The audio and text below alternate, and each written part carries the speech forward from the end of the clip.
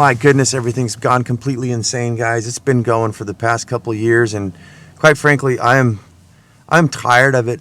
I think that what's happened in the past, when I research a lot of people who've gone back to the land and just said, you know what, I'm out of here. This is crazy. A lot of them said it was back in the 70s, a lot of hippies and stuff like that went back to farms, and some to like the islands of Hawaii and stuff, just saying they were worried that everything was going to crumble. We had the gas issues, right? Inflation was up to, I think in the 80s, up to almost 20%. I think it was like 18 point something percent. Think about it, guys. Things are expensive now. We're at like 7%. It was 18. So crazy, crazy times. And what do you do about that, right? The thing is with a lot of these guys that came before me, and possibly you as well, they always said, they're like, how did they pull out this trick out of the magic hat and fix the economy, right? I thought the whole world was just going to start crumbling down. It's happened over and over again. So there's no need to really like panic and freak out. But I'm just personally sick of all of it. I'm stressed out. Look at all the stresses we've had going on and since this whole pandemic and this, if that's even okay to say, since all this stuff has happened. I mean, it's like one thing after another, and I don't know how the average Joe is handling themselves emotionally, financially, everything. So it's kind of why I do this show, hopefully to help people. But the first thing I think I want to point out that I've noticed is the separation gaps in society, and we've had this for a while now, meaning that a lot of people congregating in big cities, right, living in the city townies, I like to call them. Right, I'm just a fringe living townie myself, right? But actually, I live in the country. But what I see is how these people are against nature, right? They clip lawns. I'm sitting on the side of on my break right now from work. Everybody clips up their lawns. They've got all these plants and stuff growing, utilizing water. Especially where I live in San Diego in Southern California, we're in a drought, and people have all this useless stuff around, lawns and shrubs and things that have no medicinal value. Maybe some of them do. I'm looking at a pine tree right now. There's some medicinal. There's another one, right? There's some medicinal value on those things, but not much. And we're throwing away the soil. We're actually screwing it up by spraying poisons on on our grasses and things, and going in. I'm watching. It's raining right now. I'm watching water go down the spillway. It's just the separation gap. People don't see anything wrong with it. They don't see why we should go organic, why we should work to save the earth, and are we even really living a resilient life?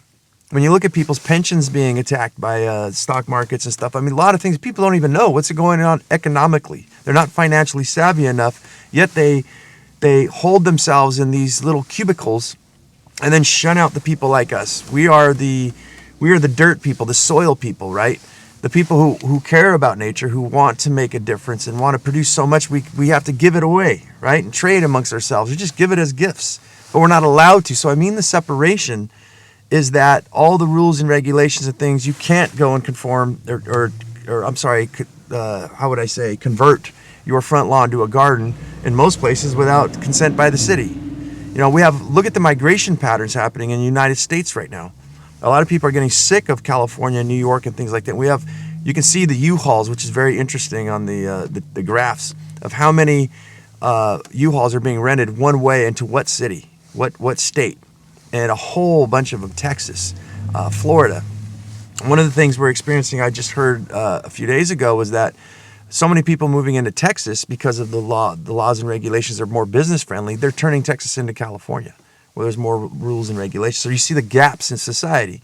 The more and more we live in the city, and these gaps of people who want to have white picket fence, white khaki pants, and rainbow sandals and stuff, and not get dirty and call soil dirt, right? And just disgust and completely at war with nature. They move in and don't allow us people to do what we need to do, right? I'm more like I said. I love the saying that I've coined for myself is that, forget about the aesthetics about things. It's about the functionality. How does this thing function? Who gives a crap if you look good, right? You look good, but do you have stuff to say, right? It's like going out on a date and you see someone handsome or beautiful and you hang out with them and they look good and that's about it, right? And you're like, they have no humor.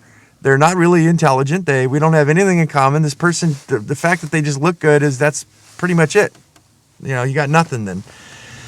And these systems are failing us. I got a little list here, and guys, look at 2020, 2021, look at inflation, look at the things that are happening with people. And 2023, if we progress to where I think and a lot of other people are saying it could get even worse, and this is a system, like it or not, we are living and we're melded into a system, and we're a tribe of 2.5 billion people. I can't remember how many they say live in the United States. We're a huge tribe. You can't have a tribe that big, as Joe Rogan likes to say in his comedy skit. But we notice, though, on the monetary system, on the physical system, look at the obesity in America, look at the monetary system, people who are going broke, living paycheck to paycheck, barely could afford it. What did they say? 7 out of 10 Americans can barely afford a $1,000 emergency, right? So these systems, our education systems and things aren't teaching us about money, about how to take care of the earth, how to grow our own food, right? How to invest, all of these things that creates a resilient life. That's the whole point of life for us raising our children or even growing ourselves is to constantly learn, right? Or to educate them to be resilient, to understand how to defend themselves, maybe how to survive with nature or utilize nature and live in harmony with it, how to make money, how to invest, how to stay out of debt, right? No, they want you to be stuck so that in the system, so that you're in the rat race and they have control and they can tax you to death. And the loss of positive focus. I see a lot of people negative, and you know what? I don't blame them. But you know what? We're sitting here focusing on the wrong things. That's what I like to say. There's a sequence of events of things that need to happen to get us out. If you truly want to get out of where you're at and into what you want, you have to figure those things out. You got to stay focused on the positivity. The majority of people, I would say 98%, 99.9, let's just go there, man. Everybody's loving to sit down at that little gas station of negativity, and it fortifies them, I guess. It makes everybody feel like they're doing something, and they're contributing, and it's a pity party. It's the pain train, right? And the lack of positive focus to me is definitely, that's the real pandemic that we have going on here now. Because there's so many things, guys. It's the best time to ever be alive. We can go and make so many things happen. That's what excites me. And you know what? When I say walk away from this insanity, which is the title of the show, I don't know if I said that in the opening. I think I just started blabbering in my mouth. Walking away from all this insanity of the 2020s is just that. Get away from the negativity and start. I'm so excited to get out. Maybe get my own land. Right? I guess that's where do we go? What do? We get away from all this stuff. We realize what the problems are. I think that we have to understand that there's a separation gap going on. And in order for us to live the way we want to do, we want to convert lawns to food, right? Grow fruit trees, do a food forest, right? If those of you who don't know what a food forest is, it's this multiple layer of plants. You can grow a very large fruit tree, right? Say an apricot. Then you can grow like a grape, and the grape could wrap around the apricot tree. And then within the apricot tree, there's raspberries growing underneath. And everybody's got this layer of photosynthesis of the sun, light from the sun to produce those sugars and everything the plant needs. And each layer below that, it's just that. It's layers, right? So you would let things run feral too. You don't want to disturb them. You want the lizards and the bugs and everybody to come. And as soon as we start tilling stuff up and messing with it, we kind of screw up the ecosystem. Because underneath that grass, there's mushrooms growing, right? Edible mushrooms if you do the food forest right. And up above that, there's maybe agave or aloe vera. And up above that, and so forth, you guys could see.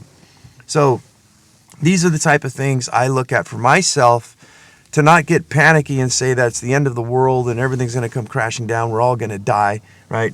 We possibly can. I don't know.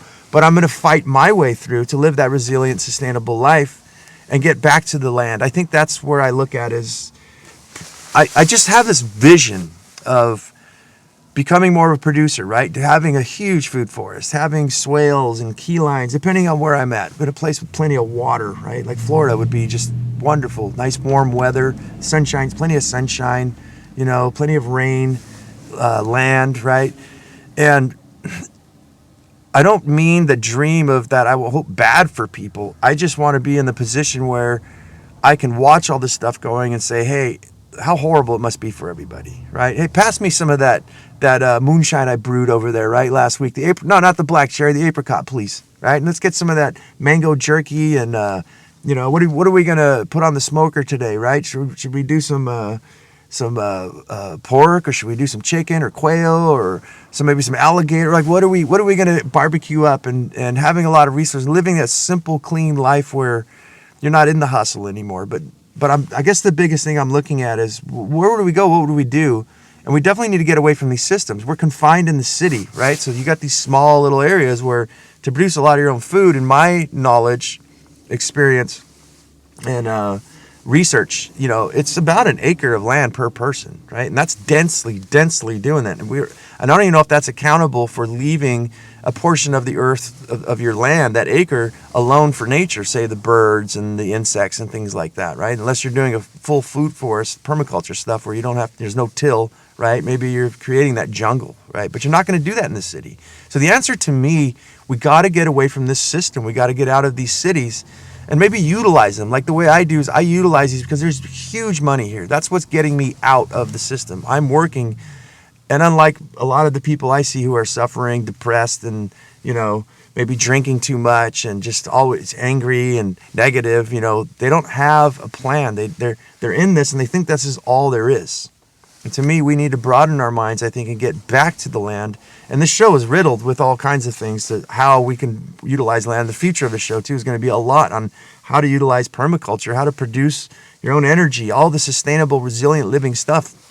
It's my life. I can't help it. I'm obsessed with it and excited and elated and want to take people on the journey with me. But, guys, in short, I've already gone over my 10 minutes. I think that's what we need to do, guys. We need to get back to the land, whether that's fringe living out in the suburbs, or even past that. There's multiple layers, or even way out in the country. I haven't figured out where exactly I want to position myself, but I don't want to be too far away from a city, like way the heck out in the boonies, because I do realize there's a lot of resources and things I can't provide for myself, right? To do oils and things like that, sugars. Well, I guess if I'm living in a tropical region, I can produce sugar cane, but hopefully you guys get the point. There's a lot of stuff I can't grow, I can't produce, and a lot of stuff I can. So I do need to rely on the city for gasoline, right? And I guess unless I make my own biofuels, I'm all over the place, guys. But yeah, there's a lot of stuff that we do need. Car battery, there we go. I can't create a car battery, right? Maybe I'll figure that out. I'm one of those type of people, but I definitely want to stay within range. And, I don't know, guys. I think we need to get out, though, of the system.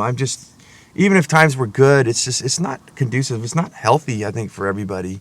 Look around you. Maybe we'll end with that. Ask yourself how many people around you. Look at your parents. Look at your friends. Are people truly happy? Are they relaxed? Do they look fit? Are they excited to get up in the morning, right? Are they drinking themselves silly or using drugs or just in a negative mood? Where's the people who talk about ideas, who we constantly... Guys, if you want to be rich, research some of the traits. Rich people, wealthy people, successful people are always learning. They're always spending time learning new things and knowing that they always have to pivot into new stuff. What happens with us regular folk? We get comfortable and we want things to stay the same. Ask yourself in nature how much things have stayed the same. There's been comets that have hit. There's been tsunamis, earthquakes, volcanoes, all kinds of... Nothing is consistent. The only consistent thing on this world is that nothing is consistent, right? Everything's chaotic. And in order to think that everything's going to stay the same, look at your beautiful system, if you believe in it, completely flipped on its head this year. So ask yourself, am I going to stay here? Is this my life? Is this all there is? I guarantee you guys, it's a bunch of shish kebab. This is not it. There's tons of other things we can do. I hope this message finds you guys well. I got to get back to work, so I will see you guys on the next one. Thanks for watching.